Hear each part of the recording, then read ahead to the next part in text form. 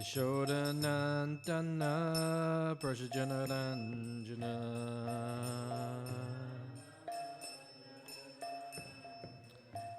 Yashodanandana Prasajanaranjana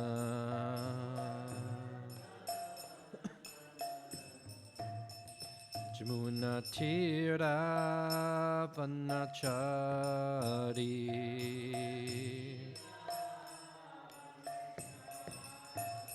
Jamuna Tira Vanachari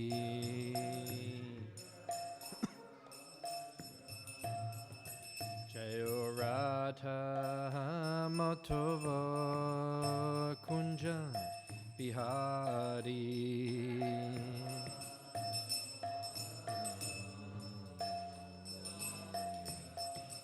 Jayo Radha Matava Kunja Bihari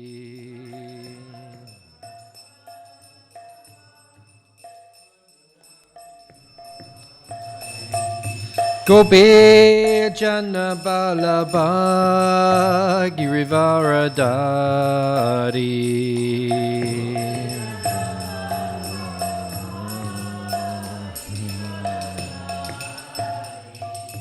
Gopi Jana Balaba Girivaradari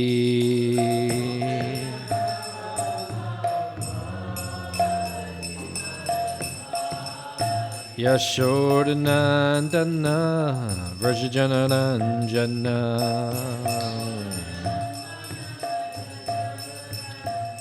Yashodanandana Vrajajanaranjana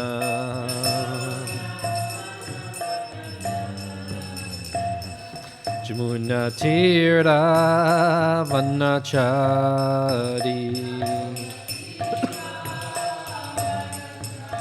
Jamuna Tira Vanachari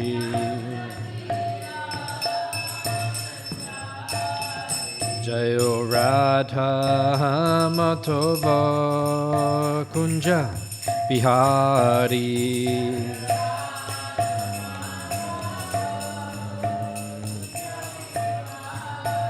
Jayo Radha Matava Kunja Bihari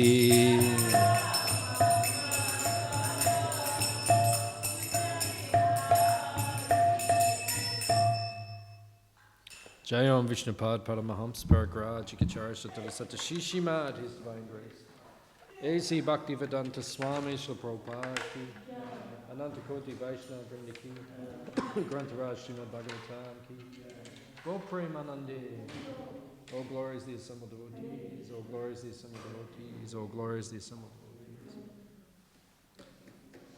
Oh glorious Sri Guru Sri Gauranga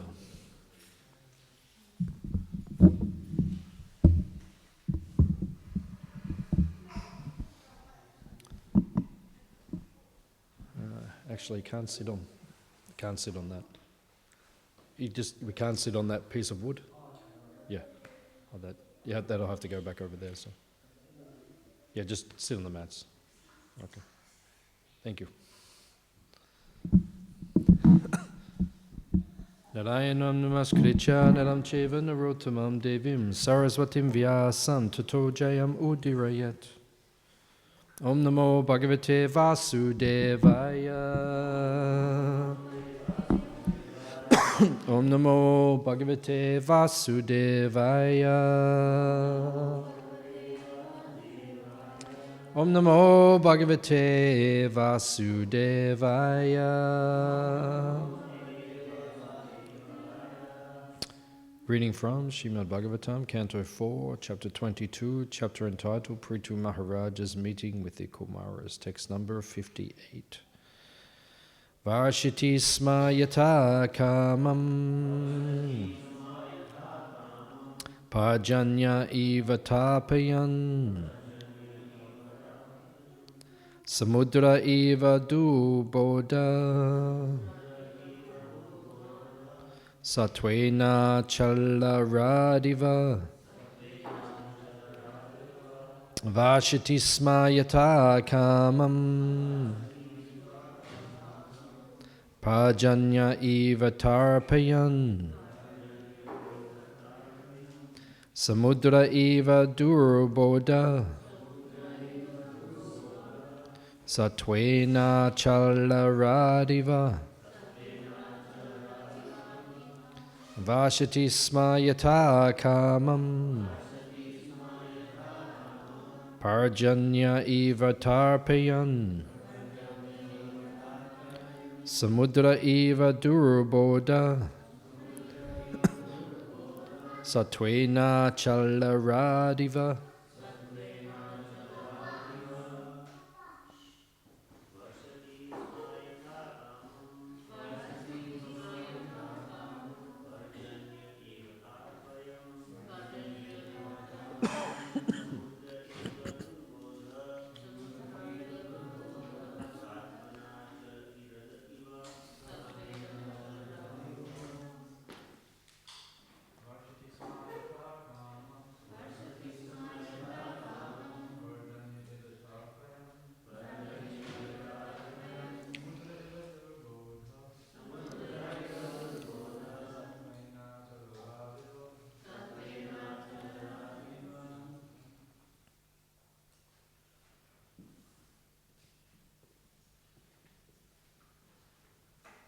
What did you say?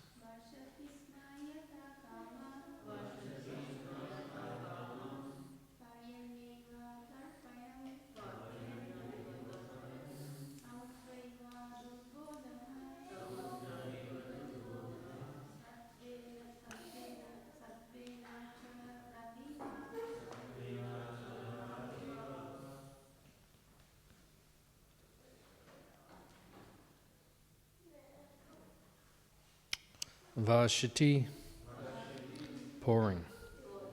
Sma, used to.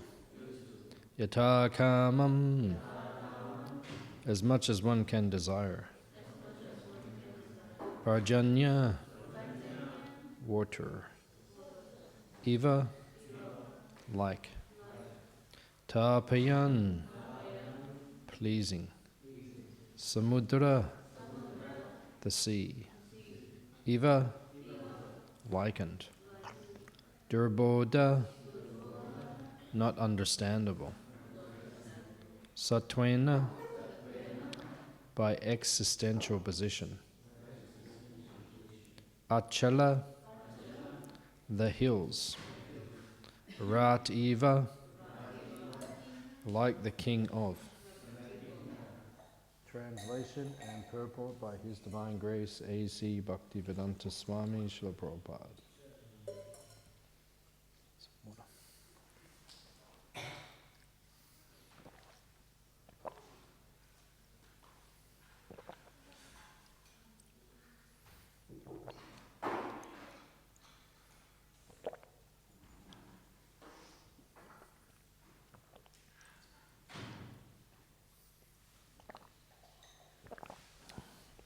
Just as rainfall satisfies everyone's desire, Maharaj Prithu used to satisfy everyone. He was like the sea in that no one could understand his debts. And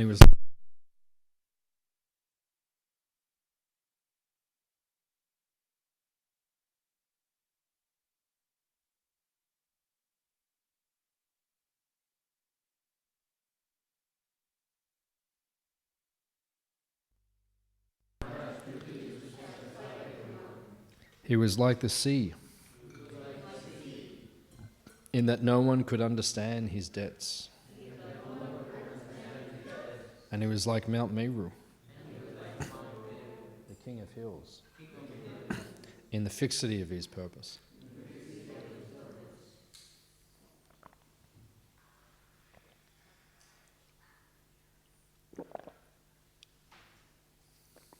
Maharaj Prithu used to distribute his mercy to suffering humanity, and it was like rainfall after excessive heat. The ocean, no one could. Jalakaya chakshuran militam yena tasmai Shri Gurave namaha Shri Chaitanya manobishtam stapitam yena bhutale swayam rupa kadamayam Dadati swapadantikam. Vancha kalpa turubhyascha kripa sindubhya evacha patitanam pavanebhyo Vaishnavebhyo namo namaha. Jai Shri Krishna Chaitanya Prabhu Nityananda Shri Advaita Gadadhar Shivasadi Gaura Bhakta Vrinda. Hare Krishna Krishna Krishna Hare Hare Hare Rama Ram Rama Hare Hare.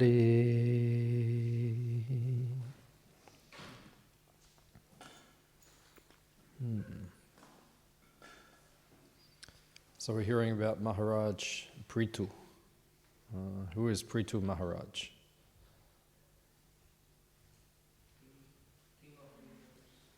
Yeah, king of the universe, technically, yeah. He's king of the earth at this point in time.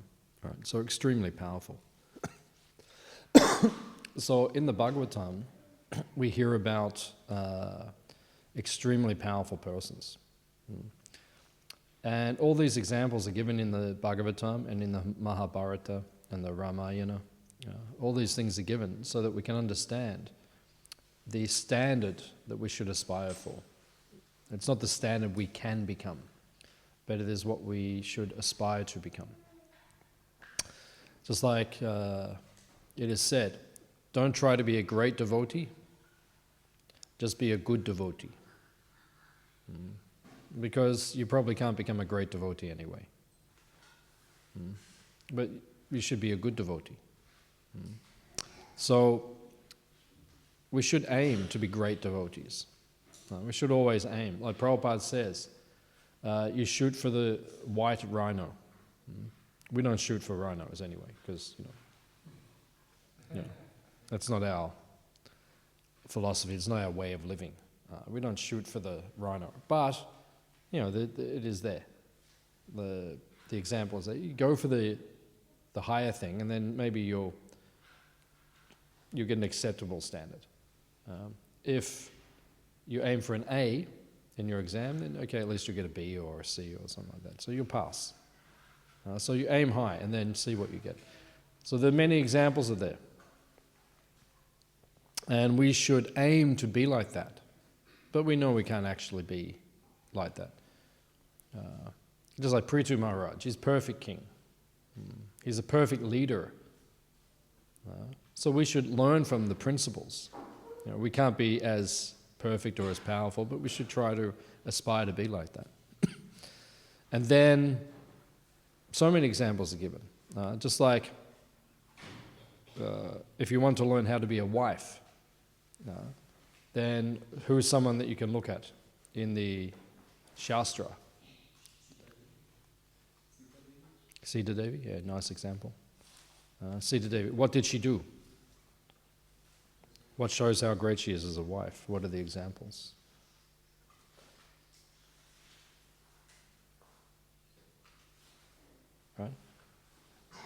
Right? That shows us the level of humanity, or the level of devotion. It's what we need to aspire for, right? The level of selflessness, because ultimately the Bhagavatam is about selflessness. Ahoy tuki apratihata. This is a definition of bhakti. Savai pumsam paro damo yato bhaktiya adhoksaje. Ahoy tuki apratihata yayatma suprasiditi. Ahoy tuki, unmotivated. The whole Bhagavatam is teaching us this point. You have to become selfless, unmotivated. If you are motivated, you will not get back into the kingdom of God, right? Our aspiration, our ultimate desire is to serve Krishna again.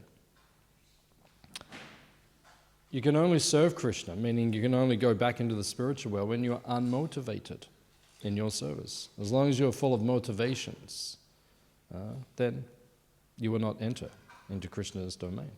Apratihata means you have to be ceaseless in your service.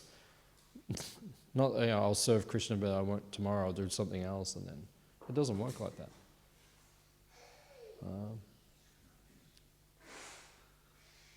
Apratihata means always serving Krishna. That's all we want to do. Every day, all day, every day. We just want to serve Krishna.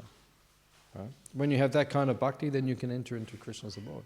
So all of these examples teach us selflessness. Sita was so selfless, right, that her husband was sent to the forest. Right? She was a princess. It's hard to fathom, like the amount of opulence that these personalities had. It's wealth beyond our imagination. It's the example. It's like the equivalent of someone like Bill Gates or someone who's extremely wealthy. I mean, this kind of wealth. That's what we're talking about, like practically unlimited wealth.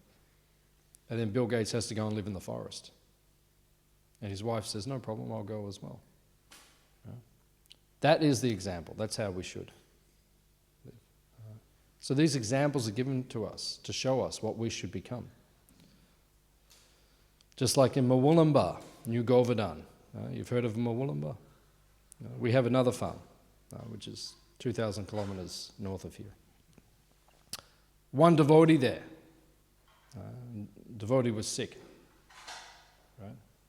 And had to have a kidney transplant. Because devotee was very sick, had to have a kidney transplant. So they needed to have a kidney to put in. And there wasn't any kidney available. So you know who gave the kidney? His wife. His wife gave her kidney.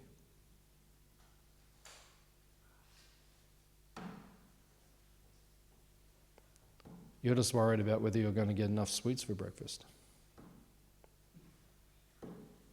This is love. Even in this day and age, we're seeing that. This is selflessness. If you don't have this selflessness, you won't go back to Krishna.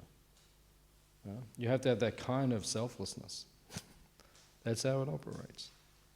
That's what the whole Hare Krishna movement is for. It's a training ground to show us how to be completely selfless in the service of Krishna. Right? And we need to associate with devotees who have that kind of attitude. Some people come to this temple just to take. They just come here, they eat every day, and they don't contribute. What is the point of that? You won't go to the kingdom of God. You'll just eat nice food, that's all. I see so many. They just come, they eat some food and they go. Not really contributing. So many do like that. Okay, you can do like that, that's fine. You will get fat. No problem. And you will get good food, no problem, but you won't get the kingdom of God. That is for the selfless people. That's for the people who cook and clean. Eating's the easy part. Who's going to cook it? Who's going to clean it? Who's going to buy it all? Right? Who's going to make sure the hall is cleaned afterwards? I see they all come and eat. They don't contribute. Carry a couple of buckets upstairs and then they think that's their contribution. This much. Just contributing this much. That's not the mood of the place. That's not the mood of the Bhagavatam. That's not what this place is about. The Bhagavatam is teaching us to be ahoituki apratihata. Ahoituki means selfless. Apratihata means always, unlimitedly, giving. So many examples are there. Another example of the perfect wife. Gandhari. What did she do? Yeah. Her husband was blind. Who did she marry? Dhritarashtra. You know Dhritarashtra? He was blind. And then Gandhari found out, I'm going to marry Dhritarashtra. He was the king, right? Most powerful king, but he was blind. So she found out, I have to marry him. As soon as she heard, okay, I'm going to marry him, she just grabbed a piece of cloth, she just wrapped it around her eyes. She never saw her again. I'm not going to be superior to my husband. That is selfless. I mean, we can't imitate these things. I couldn't do that. I've thought about it deeply over the years. I've heard that story many times. I couldn't do it. I don't have that depth of character to do that. That's extremely surrendered, extremely selfless. But at least we should aspire to be something like that. That's why it says, don't become a great devotee, just become a good devotee. That's enough. Right? And then praise the great devotees. Give Bhagavatam class and speak about the great devotees. And pray for their mercy. That is the system. So then here we're hearing about Prithu Maharaj. So Prithu Maharaj is the perfect leader. Right? What is the definition of a leader? What are we learning from Prithu Maharaj about leadership? What does it mean to be a good leader? What? To be a good servant? Yeah, to be a good servant. Very good. Yeah, it means you're concerned about the citizens. Right. Who is the leader now in Australia? Scott Morrison? Is it? Okay. Yeah, that's good. Yeah, we should know these things. Yeah, I've fallen off track a little bit the last year or two. I just, become less interested. Wasn't interested before anyway, but when I was a Brahmachari, I had no idea. I didn't know who was anything. But, and then I kind of got back into the world again, and but now I'm phasing out of the world again. I'm leaving the world again. So Scott Morrison, okay. But who here feels that he really has your best interest at heart? Right? No one puts their hand up. Okay. We don't feel like that. But that's leadership, actually. The king, right, feels vatsalya ras. The king feels the same way that a parent feels about a child. Huh? How do you feel about your children? What's that? Die for them. You would die for them. Very good. Very good. Perfect answer. You would die for the kids. Right? That's how the king, the prime minister, the premier of Victoria. Who's the premier of Victoria? Who? Daniel Andrews, is it? Okay. Daniel Andrews. So, they should feel like they will die for the citizens. That's the selflessness. So, how many people on earth right now? What's the population? 7 billion, right? So 1 in 8 people go to bed hungry every night. 1 in 8, right? So that's close to 1 billion people. That's what we're talking about, the figures. Close to 1 billion people. How many people in India? 1.2 million or something? Billion, sorry. Yeah, 1.2 billion, I think. I think China's got 1.4 or 1.5 or something like that. So you're talking about like the population of India practically every night is going to bed hungry. That's what we're talking about, 1 in 8 people go to bed hungry. That is happening for one reason, right? Bad leadership. That's all it is. Just India, you know how big India is? You've seen the world map. How big is India? It's not a big country. I mean, comparatively. It's a big country, but it's not, compared to Russia or Africa or America or South America or even Australia, it's not a big country. But you can grow enough food just in India to feed the planet. Just India, right? So there's no problems. There's no problems with, And what's the first duty of the king? Make sure everyone's fed. What's the first duty of the parent? Make sure the kid eats. That's the first duty. That's why, especially you see in these old cultures like India, right? The mothers that's all they say. Have you eaten? You want something to eat? You are looking skinny. Why don't you like my cooking? And when was the last time you ate? I ate like 5 minutes ago, Mum. Oh, you must be hungry. Like that. Constant meditation. That's the meditation. What is that?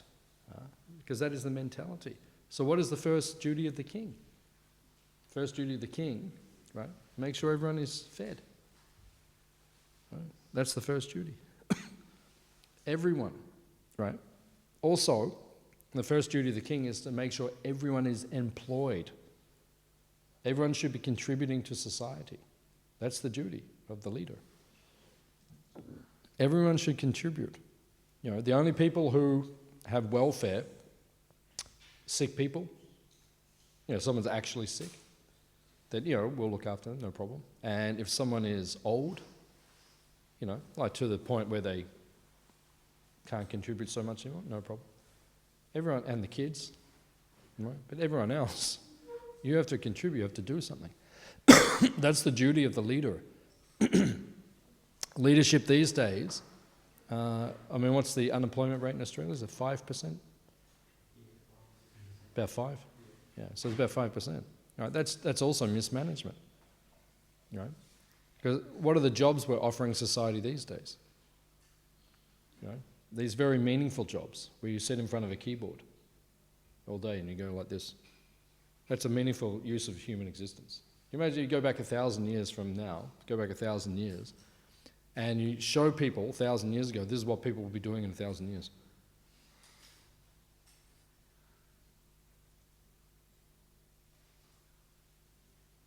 I mean, what is that? That's not even, that's nothing. That's not the way, we weren't designed to go like this. That's not even life. Right, and that's, you know, the jobs. And in the next, we're going to see actually, we're right on the cusp right now of society beginning to fall apart. Right on the cusp, like this is it. Like, you know, everything's pretty good now. You know, especially right now in Australia, right now, like it's pretty good. I mean, you're in the best place in the world. You're in the most livable city in the world. Like, you know, I mean, the life is like just floating virtually at this point in time. But it all starts to unravel slowly from this point, right? In the next even 5 to 10 years, there's going to be so much automation on the planet. There's going to be mass unemployment, and the governments don't have any plan for this. There's going to be mass unemployment. You see. 5 years, 10 years, 20 years, mass unemployment. Everything will be automated, right? Machines are going to be doing so much. We haven't even seen it yet. You think it's automated now? It's nothing.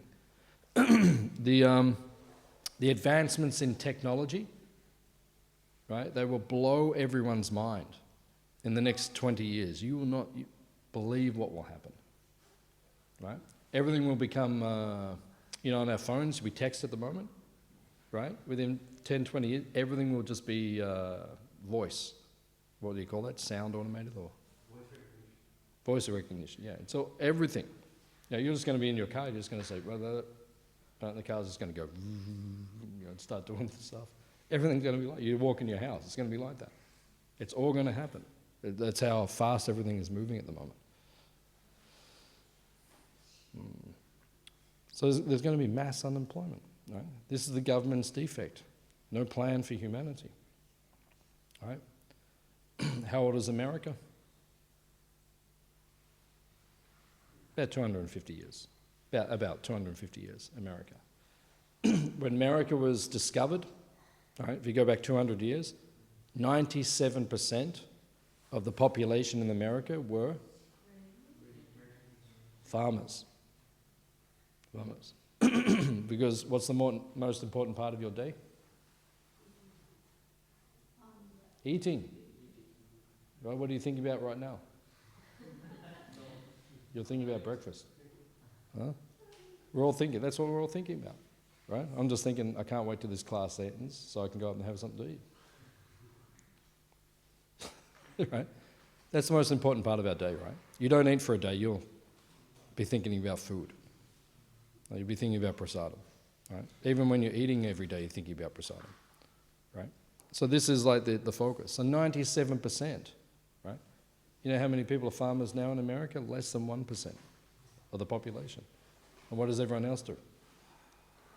Useless things. Right? So this is the defect. So this is leadership. Leadership means you have to give people meaningful occupation. Meaningful occupation. Psychologically, and that's why you see in the world now, like I had a friend, she was a, what do you call it? Like personal trainer, like fitness person in Adelaide. So she was employed by Santos. Have you heard of Santos? Santos, yeah. Big company. It's a big company, like big all over the world. It's from South Africa, isn't it? Tallest building in Adelaide, yes. The tallest building in Adelaide is Santos. Santos aqui, J. So, So there's a big building in Adelaide. So it's big company, right? So her job, she had to go in lunchtime, and during the set, and she told me this, there was like 800 people in the company, 400 people signed up, half the company signed up for her training and everything. 50%, that means 200, were on antidepressants. 50% of the people, so that means a quarter of the people in the company, antidepressants. Are you on any medication, antidepressant? Why is this? Because the work is not meaningful. It's not meaningful. It doesn't satisfy you. Okay, I heard some really interesting figures the other day. The modern educational system, right? We have universities, right? 70% of the workforce are not working in the vocation that they went to university to get their degree in. So this is very successful. Go and get a big debt, go to university, study all this stuff, come out, and 70% of you are not even going to work in that field. So this is brilliant. Our society is just brilliant, right? And 50% of the workforce, they took surveys, 50% of the workforce are not satisfied in their job, not happy. Yeah, probably more. Yeah, it's probably like a conservative. Yeah, so probably not 90, but 50% of people are not satisfied, right? So this is not, and that's why people have got mental disease. If you're not doing something which is actually meaningful, right? So what is meaningful? Meaningful is service to God, service to Krishna. That's meaningful. That's why the Bhagavatam says, thousands of years ago, Savai Pumsam, Parodamo, Yato Bhakti Adhoksaje. Paradharma. Dharma means like occupation. Paradharma means like the high occupation. Pumsa means the people. Right? Bhakti Adhoksaje. Adhoksaje means that person you cannot see. Has anyone seen Krishna? No. We cannot see him. The actual. Yes, sir? Yeah. I was waiting for someone to say that. That's why I paused. Yeah. Yeah, we see the deities. The deities are there. That is Krishna, non-different from Krishna. But on the actual original transcendental form, none of us are seeing. Adhoksaja means that person you cannot see. It's interesting. If you really, this is one thing you really have to meditate upon as a devotee. We dedicate our whole life to serving someone that we cannot see. It's interesting, isn't it? You would do anything for this person that you cannot even see. That's an interesting concept. That's called Shraddha. It can only be called one of two things, right? It's either insanity. That's why a lot of people think we're crazy. Even some of my family members, they say, "Oh, you give everything, you give everything. What do you get?" How do you even know? Well, one of my friends said to me years ago, before I became a Hare Krishna, and then one of my old school friends, she said, "How do you know? How do you know?" Oh, I just know. I just do. I know. It's in here, I just know. I know there's someone on the other side of the, when I pray, when I go like this, even before I was a devotee, when I was a kid, I used to go like this and pray, God, please look after my mum, please look after my dad, please look after my dog, Scotty. I used to do that like that. And I could feel there was someone on the other end of the line, right? I can't even see who the person is. They don't speak back to me all the time. I feel something in my heart. I get messages in my heart, but it's not like a clear conversation. But still, I would do anything for that person. I've dedicated my whole life to that person. I wear a dress for that person, right? I put mud on my face for that person. I shave my head and have a strange haircut for that person. I dance down the street with tambourines for that person. Actually, I never carried a tambourine, but one time I was on an aeroplane. This is like 20 years ago. No, actually longer, 25, 30, nearly 30 years. I was on an aeroplane, dressed as a devotee, Brahmachari, like this saffron cloth, more on the aeroplane. One man, he turned around and he said, "Where's your tambourine?" And I said, "Oh yeah, I just carry a tambourine around all the time." And they're just, like, this is what we do, we just carry tambourines. But I never carried a tambourine in my life, but the point is, we have a meaningful existence. You know, as devotees, you have to do something meaningful, right? That's why we're satisfied. That's why you should be satisfied. Hands up if you're satisfied. Oh God, this is not good. Okay, we'll start again. Everyone's like, yeah, I'm like.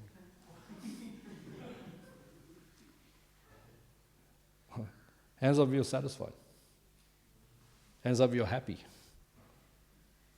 Hands up if you're blissful. That's good. Got a few. That's good. We should feel blissful all the time. All the time. Because why? We're serving Krishna, right? So what's better? Have we got the best life? Look at all the other kids right now, right, in Albert Park. They're going to school, right? No, seriously. You look at all the other kids, what time is it? Yeah, they're all going to school. You know, they put on their silly uniforms and they're all going to school, right? They're grumpy and they're tired. You know, and the crossing lady's having a silly conversation with them, and it's like, you know, all this stuff. And you kids, you guys just like goofing off. I don't even know what you're doing here. Oh, you're making notes for the class? Oh, very good. I mean, such intelligent kids making notes for the class, and then afterwards they clean the temple nicely. And is your life fun? It's a good life, huh? Same as me. It's fun. That's why I do it. You know. So this is what it is. Devotional say it's meaningful. Right? The leader should be making sure everyone is having a meaningful existence. Scott Morrison, right? He should be on Good Morning Australia right now, saying to everyone, "Hey, everyone, Hare Krishna." Hey, all you Aussies, serve Krishna, worship Krishna, chant the holy name of Krishna. Everyone, all right, pick up his beats. Hare Krishna, Hare Krishna. I am doing it. Everyone should do it. Hare Krishna, Hare Krishna. I'm in Parliament House in Canberra. We're chanting our japa. And then we're going to have big prasad breakfast. And then we're going to, a little bit of rest. And then we're going to go and do some book distribution for all the people who are coming. You know, Scott Morrison's down there, you know, going to Parliament House. I went there 10 years ago. I was up in Canberra, so I went to Parliament House. A lot of people going in every day, you know, tours. A lot of people going in.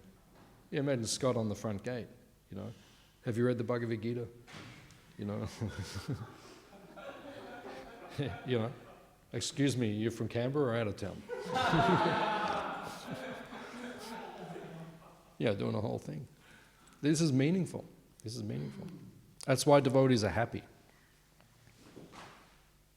Devotees are happy because their existence is meaningful. Right? Your existence has to be meaningful as a devotee. Sometimes I say this to people, like if I'm giving a Sunday feast lecture or something at our farm, or you know, preaching to the non-devotees. What is the job description of the Hare Krishna people? Yeah, preaching, book distribution, but chanting, yeah. The job description of the Hare Krishna people is to be happy. That's why Prabhupada said chant and be happy. Prabhupada didn't say chant and be mental.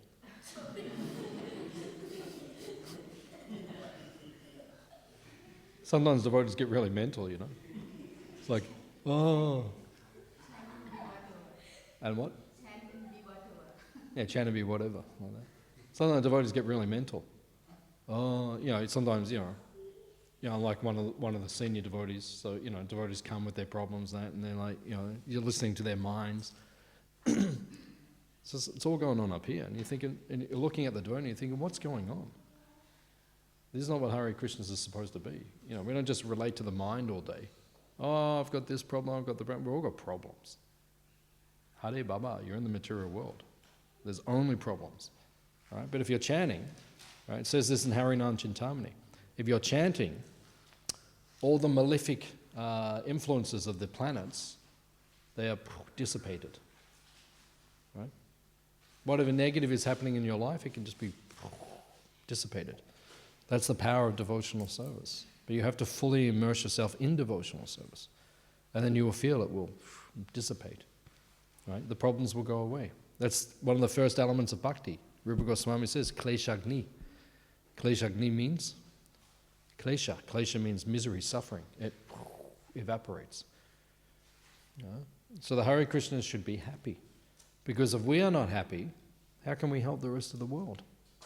Right? If we are happy, right, then we can help the other people.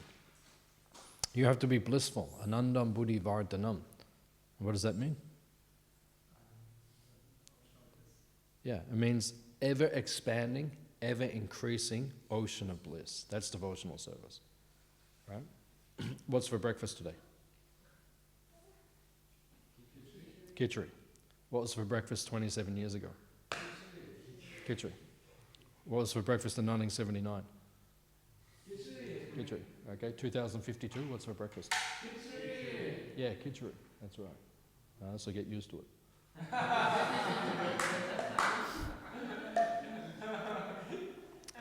But, we feel, every day we have khichdi, we feel like, oh, it's better than yesterday. That's devotional service, because it's offered to Krishna, it's prasadam. So it becomes more blissful. It becomes more blissful. Now, devotional service doesn't become less blissful, it becomes more blissful. As time goes away, you become more blissful. That is the secret. And Prabhupada says that, right? Prabhupada says, as you get older, your energy should become more. Prabhupada says that. You should become more energy. You look at Prabhupada himself, right? Everyone used to think he was like, sometimes the parents of the devotees would come and meet Prabhupada, right? And they would say to Prabhupada, like Prabhupada was in his 70s. He came to America 65, so he was 69 years old. Hey, who starts a worldwide movement at 69? Who gets on a boat with $8 and some books and goes to a foreign country and has 2 heart attacks and starts a worldwide movement? Who does that? Right? So by the time, Prabhupada's disciples, the parents were meeting, Prabhupada was about 75. And so they'd meet him and they would say, how are you so energetic? Everyone was finding it difficult to keep up with Prabhupada. Why? Because it was coming from the soul. He's full of bliss. When you're full of bliss. And that's how Prabhupada spread the movement. Prabhupada was blissful. Hands up if you like being with blissful people. Yeah. Because Prabhupada was blissful. What's the one reason why we all stay in this temple? What's the one reason why we all stay in the Hare Krishna movement? Ultimately, it's Prabhupada. If you meditate very deeply on it, I've meditated on it many times. Ultimately, it's Prabhupada. Because we can't leave Prabhupada. Because he is the inspiration. He was completely selfless. He was completely blissful. I just want to serve him. I don't trust anyone else. I mean, I do. I trust many people, but it's only based on the relationship with Prabhupada. Because I trust him 100%. If Prabhupada says everything's going to be okay, then I think everything's going to be okay. Is your life ever difficult sometimes? Hands up if sometimes your life is difficult. Okay, few people. Okay. So sometimes your life is difficult. Sometimes my life is difficult, very difficult. We all have difficult times. That's okay. That is the material world. You want not difficult? You go to spiritual world. But you chose to come here, you accept it. It's difficult here, right? So sometimes my life is very difficult. But I wake up in the morning. Before I get up, I spend a couple of minutes. I just meditate. And I think, okay, because when you wake up, you're like, sometimes I wake up and I think, where am I? I do. I wake up and think, where am I? Okay, I'm in Melbourne. Normally I'm at the farm. So I wake up this morning, I'm like, okay, I'm in Melbourne. What day is it? Right, and then I think, okay, it's Tuesday, I'm giving class. Okay, so I begin to meditate. What's going on in my life? Okay, I've got these problems, I've got these things going on. So I meditate like this. And then sometimes you feel a bit overwhelmed. Do you ever feel a bit overwhelmed? Yeah, you know what I'm talking about here tonight? right? Sometimes you feel a bit overwhelmed by things. But then I just meditate in the morning. I think, but Prabhupada is there. And I'm serving Prabhupada, so everything will be okay. And you know what happened so far in my life? Everything was okay. Hare Krishna. It is okay. Even when I go through my most difficult times, it's okay because I'm serving Prabhupada. What's the big problem?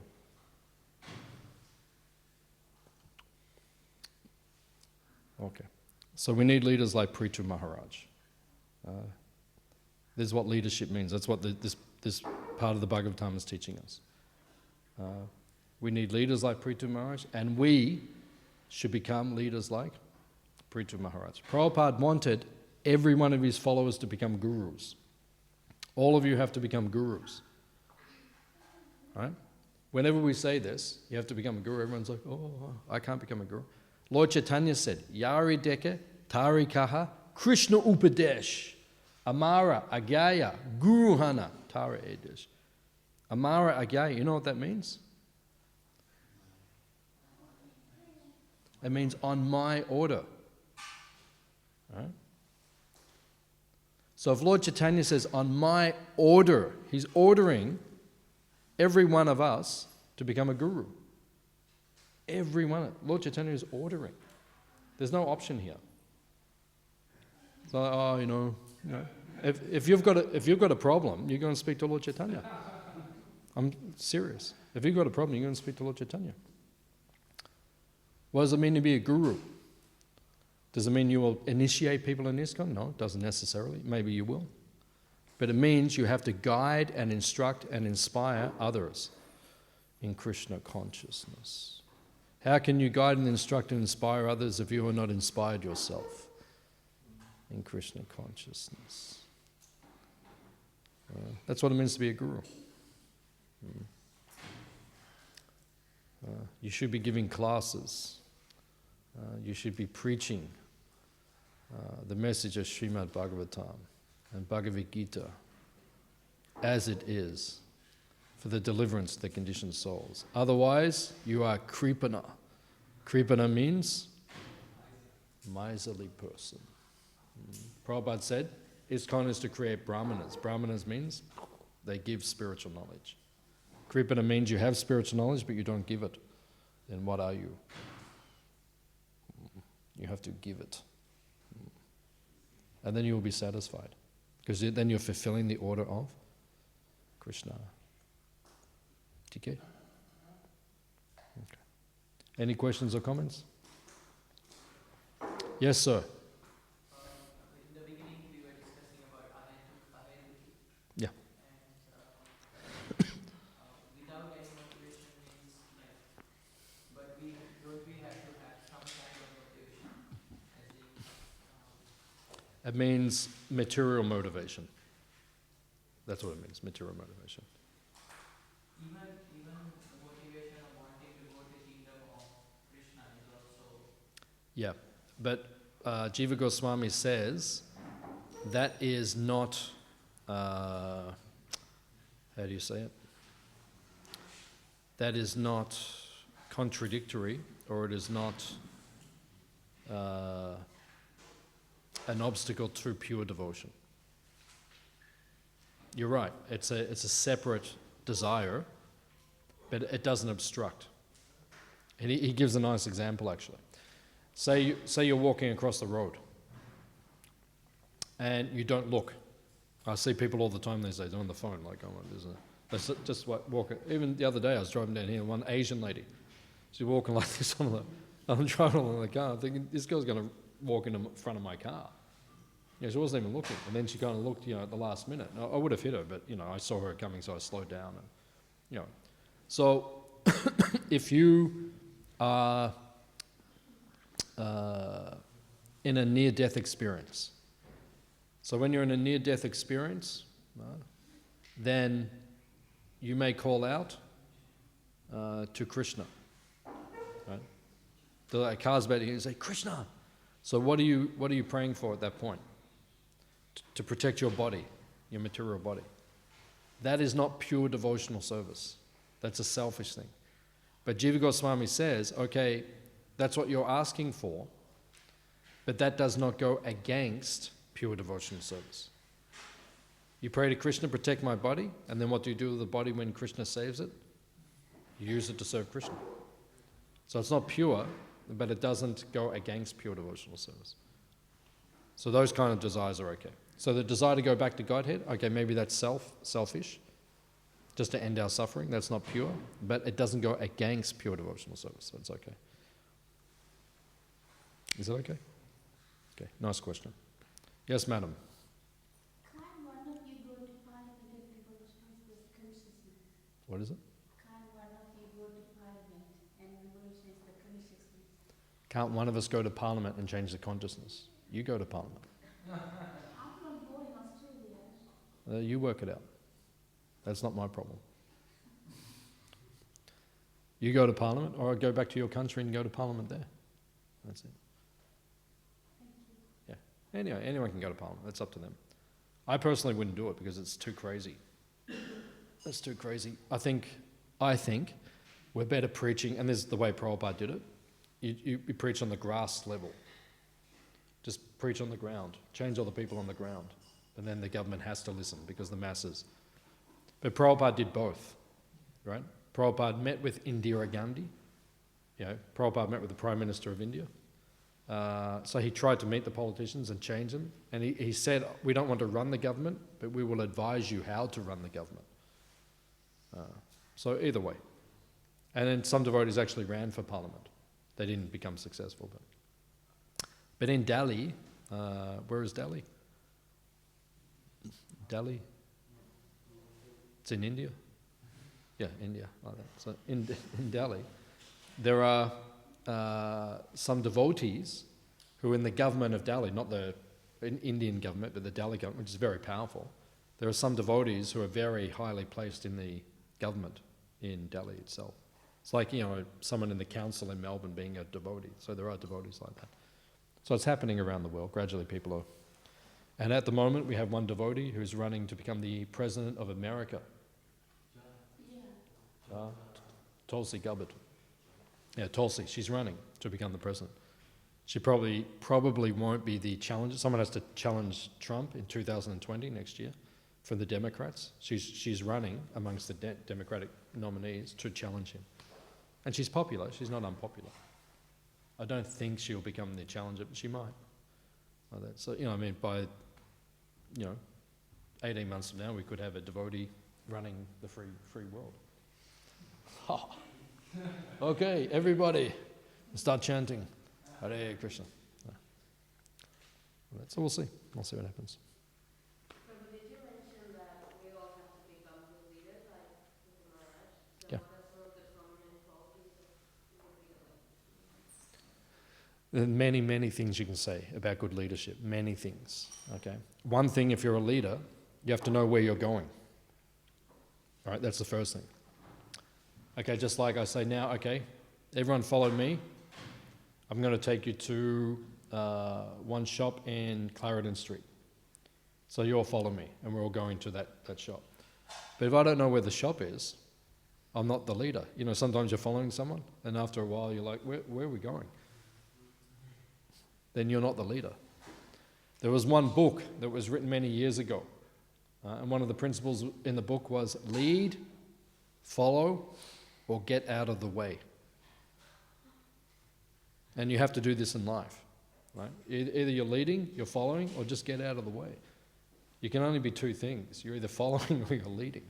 If you know where you're going, you're the leader, right? If you don't know where you're going, sometimes I don't know. So I just say, in my marriage, me and my wife, right? So you have to know in marriage who's the leader, right? Overall, I'm the leader. Like overall, like if you're talking about our whole life, yeah, I'm the leader. But in a lot of situations, she's the leader. Because she knows things better than me. So, I'm following. Because I don't know, she knows to do things better or knows certain things. I say, okay, I'll follow, right? But then other times, I'm the leader. So you have to know like this, right? If you know, you lead. If you don't know, then like that. So that's one thing in the leader.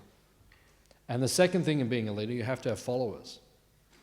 right? So if you're just leading, going along and like, I'm the leader, there's no one there, then you know, you're a leader in your mind, but so there are many things we could say about leadership, but these are a couple of things.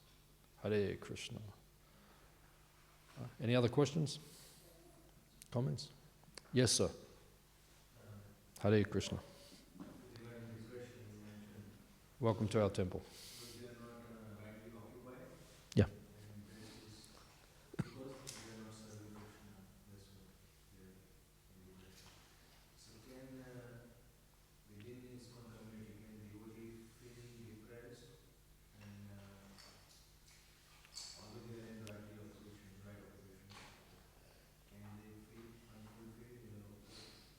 Yeah, yeah. Very good question. So the question is that people feel depressed when they're not in the right occupation, and then even amongst devotees in ISKCON, they may be feeling depressed because they're not in the right occupation. Is that a fact or is that valid? That's the question? Yeah. So yes, it is true. Because we have a psychophysical makeup, right? We are the soul, but the soul is covered by a particular body and a particular mind, right?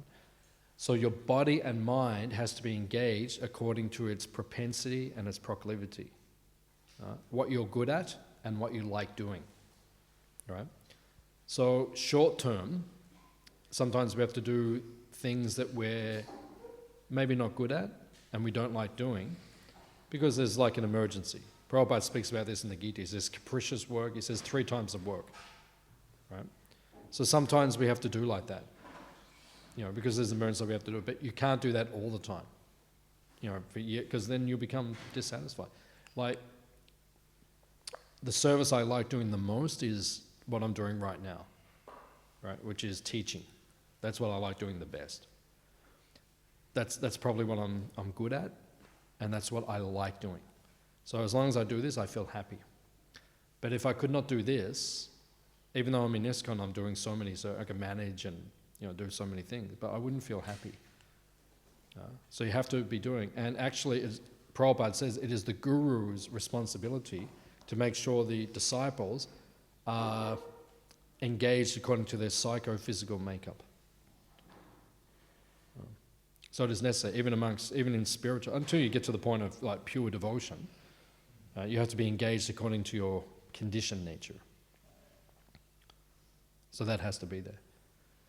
So when we're saying that people are unhappy because they're not satisfied occupationally, that's one reason why people become depressed. Another reason is socially, if they don't have good friendship. Like sometimes, you're in the ashram, you're surrounded by people, but you don't feel close to anyone. You hear sometimes brahmacharis feel like that. They're in an ashram, there's 10 of you living in there, but you're not connected to anyone, so you feel a little depressed. Right? So socially, you have to be connected. Obviously, spiritually, you have to be connected. In terms of occupation, you have to be connected. In terms of like loving relationships, which for most people means marriage. That's why people get married, because they need that feeling. I know for myself, I need that feeling of like, being appreciated and loved by someone. That's why, most people get married in the material world.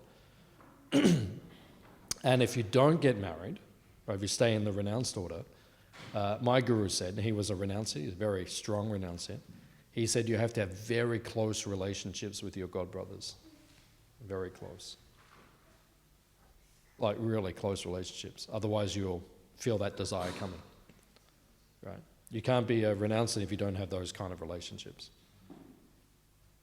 Like that. So there's different reasons why we feel depressed. And you have to balance everything in life. So, is that okay? Would you like to add anything? You're okay? Yeah, nice question. Very good question. Any other questions?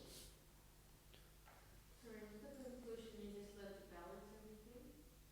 What's the conclusion for the question? The answer of just let to balance? Make sure everything's balanced. That's the answer. Make sure you've got the right service. Make sure you've got the right social situation. Make sure you got the right relationship situation. You need all these things. You know, that's why you have to be properly situated. That's called Varna and Ashram. Ashram means the relationships, all this stuff. Varna means the occupation. That's what Varna Ashram is. You know, you have to be situated according to your nature. And if you're situated according to your nature, you're happy. You know, like if my service was just to wash the pots, like that was my service for the next, say, 10 years, I would be very unhappy. Right? The only way I could do that service is that if everyone else in the temple was teaching and doing all the things that I do now. If they were all doing that, I'd say, okay, I'll wash the pots, you guys do it, no problem. And I'd be happy. But if others aren't doing it, then I have to do this service. Because this is the most important service. What's the most important service? Teaching others about Krishna. That's the most important. So. Isn't that even when we are practicing Krishna consciousness, even because if your houses are devotees, it's easier. If not, even with the problem, Krishna consciousness, because our goal is to not expect anything from other person and be happy. So whether we have other relationship or in place or not, with Krishna consciousness, we can be always peaceful. Because you No. service you are doing is it's devotional. No, it won't work because you see in the spiritual world, you see all the pictures? Yeah. There's lots of devotees. Yeah. So in the spiritual world, there's all devotees around. So if you just in this world, and you just serve Krishna, unless you're very, very, very advanced, you won't feel satisfied. You need devotees around you. Relationships. Relationships are good, that's the point. We're scared of relationships in this world because we've had so many negative experiences, but relationships are very good and they're vital, they're necessary. With Krishna consciousness, even when you are with people, you are always happy because you think everyone is good. You don't see anything bad about people. Yeah. So you are always happy whether your spouse is cooperating or not. You think that he is being himself or she is being herself, and you see them they are good people, so you don't see any negativity. You are always happy. Yeah, always happy. But then you share that happiness with other devotees. Yeah, you serve together. Serving by yourself is not as pleasant as serving together. Serving together is much better. It is. Yeah. Okay, Srila Prabhupada ki. No more going to school ki.